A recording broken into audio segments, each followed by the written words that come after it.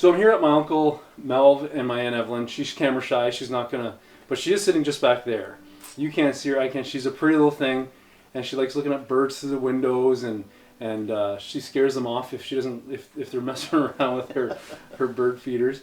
But my uncle Melv, he decided to impart some of his wisdom to you fine people, and of course to me. And a quick little backdrop of the story is that this house where we're sitting right now is a house that I lived in when I was a kid, probably from the ages of about 6 till about 9 or 10.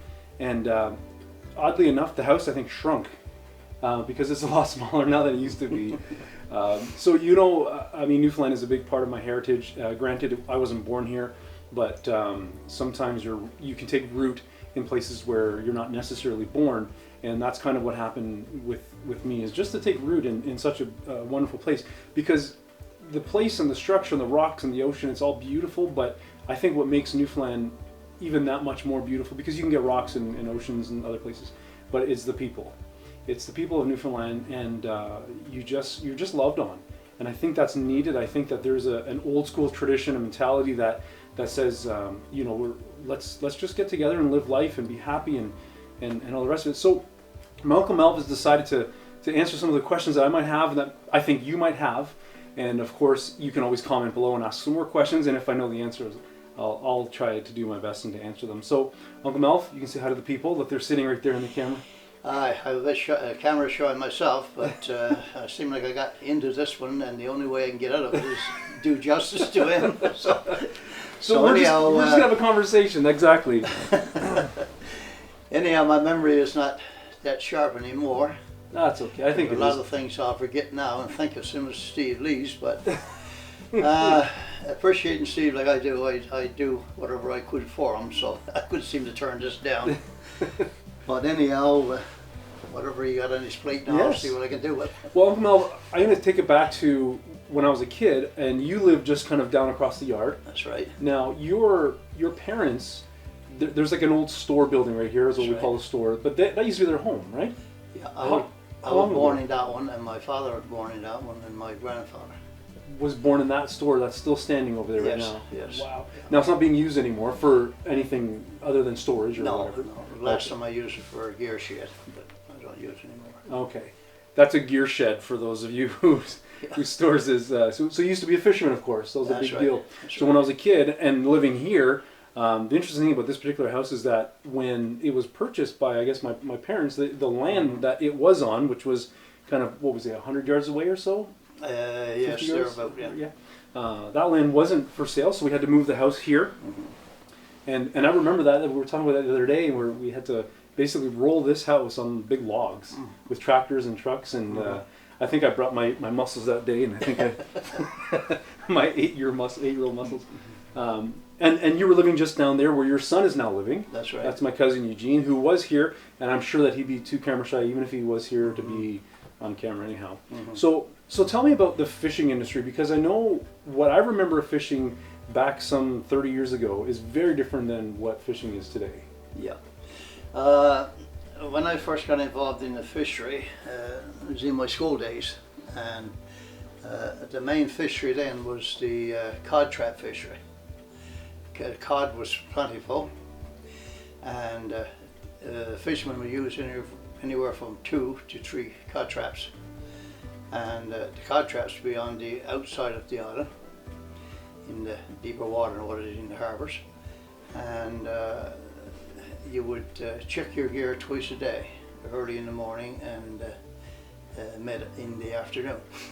So sometimes you would, the cod that you catch in would be all salted. That was the only way to preserve it. It was salted, it was yielding salt for about 2 weeks, then it was what we'd say washed, the salt, pickled, washed off it in water, and then it was set on flakes. Flakes was like a flat surface, sort of like a dick type of thing, and it had boughs, the limbs from the fir tree spread over it, and you squid your fish on that and you sun dry it.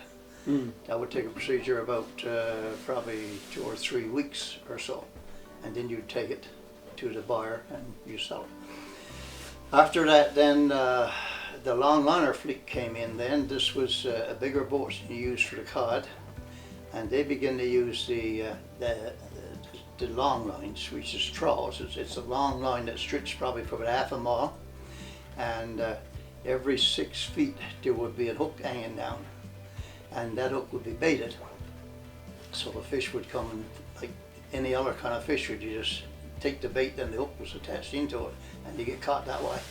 So then after the long lines then came in, the gill nets came in. So the fishermen switched from that to gill nets. And those nets were about 6 foot deep, and they're 50 vellum long. That's well 50 feet long. And they would, with one attached to the other, there would be about probably 20-25 nets attached to each other. They pretty well stretched out for about half a mile, 3/4 of a mile. They would go down and they would sit on the bottom, but they had floats on the top, so the net would be, the top of the net was standing about 6 feet off the bottom. So as this, Almost like a wall of a net. that's right, as Okay. a wall, yeah. Okay. So as the cod was swimming along, they try to continue on, and then they get their head in and get caught. So that was the big thing.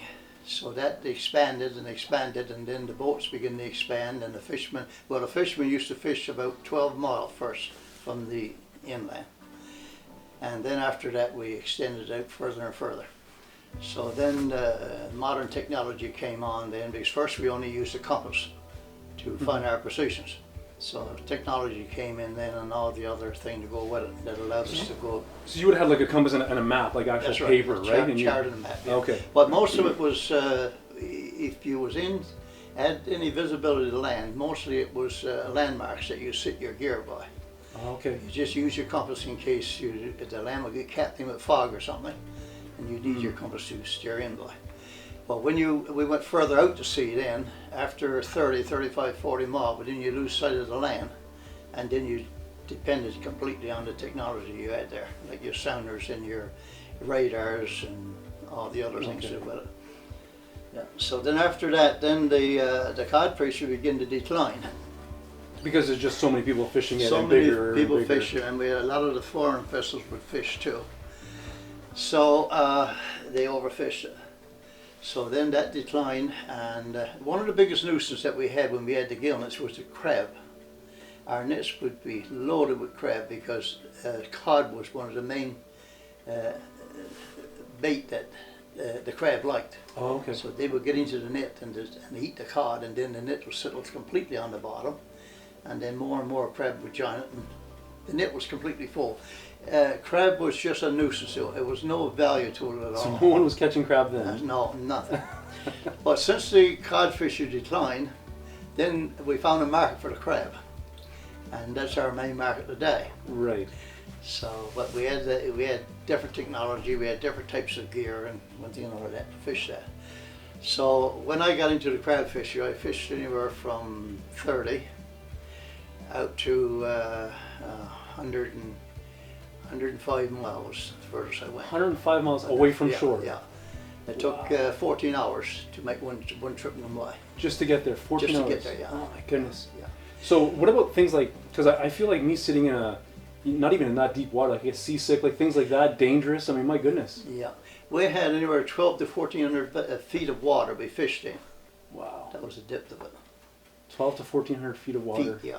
Oh my goodness. Yeah. Now I remember a few times being out with you. Yeah. I'll actually tell you guys a quick story. There was I was a kid with his son, my cousin, and at the time we were like best friends, just inseparable. And I went out with them, and I was feeling really sick, so I went and found somewhere on the boat to hide, or not really to hide, sorry, just to sit and kind of. I think I fell asleep actually, and for a short time they thought I fell overboard. And I'll never forget my cousin running around and finding where I was, kind of tucked away in a corner, and then at that point it was always this, oh good, you know, he's not gone overboard. Now Uncle Melvin, I want to tell a quick another little thing that I don't even know if you know this, but I remember that there were times when I was out there, and I've only been out with you a few times. But there were times when we go down and all you'd see around you is water. Yeah. Like the swell was so big. That's right. So it wasn't these little crashy waves. I mean, it was like swell. And I remember being down and seeing nothing but water. And I used to get really nervous. And I was thinking, oh my, like we're gonna flip and flop. And you know, the one thing that kept me okay was when I'd look at you in the wheelhouse. because as nervous and as scared as I was, I'd look at you and you were just like, it's no big deal. Like, it's just another whatever afternoon. And it's funny because I've actually used that in messages that I've preached in churches, because when the right person is captain of the ship, and when it seems like everything else is just, a wall of water, and you get scared, and in your life you can't see maybe past tomorrow or next week, when you keep your eye on the captain, and as long as he's taking the wheel, Amen. it kind of calms you down. Amen. But what keeps the captain calm too, you see, is his faith and confidence in what he's into, right? Yes, yes. No, that's a good point. Because I knew the boat, and I knew the equipment I had on there. Yeah. And I knew that if I do the right thing with that it would do what I wanted it to do. I could rely on it. So your experience kept me calm, because you knew what you're doing. Yeah. And I think, we probably wouldn't be sitting here today, and I think this is a good point, this is a good message to take home. We wouldn't be sitting here today if at some point I demanded that I came and took the wheel from you and started driving the ship, because I don't know what I'm doing. That's true. And it's all too often we feel like we need to drive our own boats, when I think that there is something to be said about putting faith in the big man upstairs. Right? You see, the other thing about it too, if you did take that wheel over, there's many places where there's rocks and reefs and everything else underneath that water that you wouldn't know about. Wouldn't know, for sure. But I do, and I can come in there without using any map or anything, because I had that knowledge. Right? As you know. we would have been some of that crab bait for sure, sitting out there if I was trying to drive the boat. So now, Newfoundland is, it's home to you, apart from, I think, 8 years. You said you were in Toronto. Yeah. But apart from that, you've been here all your life. I was born. Talk to us about, like, where kind of Newfoundland is right now. So the cod fishing is kind of declined dramatically because of overfishing. Crab fishing is still around. There's seasons for that, and I'm sure that there's been lessons learned as far as overfishing, even for crab or anything else, right? But what's the thing now that, in your opinion, is driving Newfoundland? Tourists and the oil industry. Oil? Yeah. Oil is mainly, I guess, oil now, because the crab fishery, the stocks are starting to decline there, and so is the shrimp, which is something else that came on stream with the crab. Okay. That's beginning to decline. So the only other thing we have to fully depend on is the oil. Right now, the oil industry is low, and we're not benefiting from it as we'd like to, because the price is not up to where we want it to be. Right. But other than the oil, it's the tourists. We try to promote the island. Sure. When I say island, Newfoundland Island. Yeah. As much as we can for the sake of tourist industry. Without that, I don't know where we'd look to. Now the fishery, there's a sign of the fishery coming back, but since that decline in the fishery and the closure of the fishery, that the markets has been filled from other countries. Right. So now we got to get into the market again, or get our foot in the door and try to establish markets for ourselves, which is very hard to do. Right. Okay. So it's only the tourists and the oil industry. But the other bad thing about it, that the population now is mostly seniors, and so a few more years, the seniors will be gone.